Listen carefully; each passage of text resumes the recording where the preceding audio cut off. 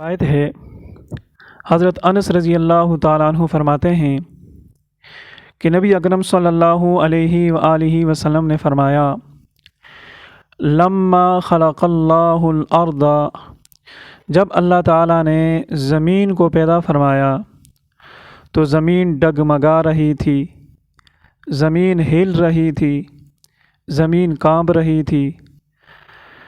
تو اللہ تعالیٰ نے پھر پہاڑوں کو پیدا فرمایا، تو جب پہاڑوں کو پیدا فرمایا تو زمین کی حرکت بند ہو گئی، زمین ٹک گئی، ڈگمگانا بند کر دیا۔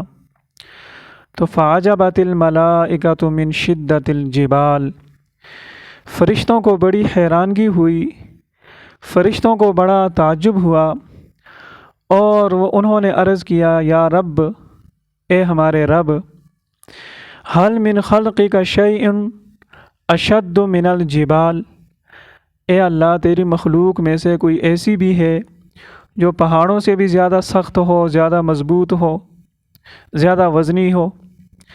تو اللہ تعالیٰ نے فرمایا نعم، ہاں، پہاڑوں سے بھی مضبوط ایک چیز ہے، اور وہ ہے الحدید، لوہا۔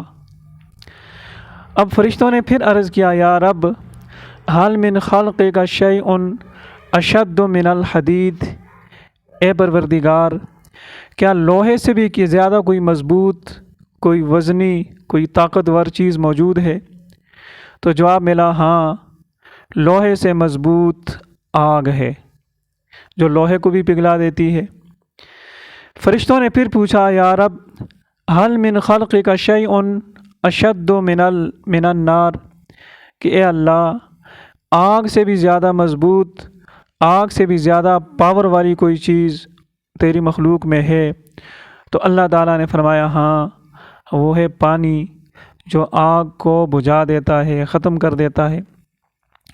فرشتوں نے پھر پوچھا اے رب، کیا تیرے مخلوق میں سے کوئی ایسی مخلوق بھی ہے جو پانی سے بھی زیادہ طاقتور ہو، زیادہ پاور والی ہو؟ تو اللہ تعالیٰ نے فرمایا ہاں، وہ ہوا ہے جو پانی کو بھی اڑا کر لے جاتی ہے اور پانی کو بھی خشک کر دیتی ہے۔ اب فرشتوں نے پھر پوچھا اے اللہ، ہوا سے بھی کوئی زیادہ چیز، طاقتور چیز ہے؟ تو اللہ تعالیٰ نے فرمایا ہاں، ابن آدم تصدق صدقۃ یخفیہا من شمالہ، فرمایا کہ انسان کا وہ صدقہ جس کی خبر انسان کے بائیں ہاتھ کو بھی نہ ہو، یہ ہوا سے بھی زیادہ وزنی ہے، یہ پانی سے بھی زیادہ وزنی ہے، یہ آگ سے بھی زیادہ قوی اور مضبوط ہے، اور یہ لوہے سے بھی زیادہ وزنی ہے، اور یہ پہاڑوں سے بھی زیادہ وزنی ہے۔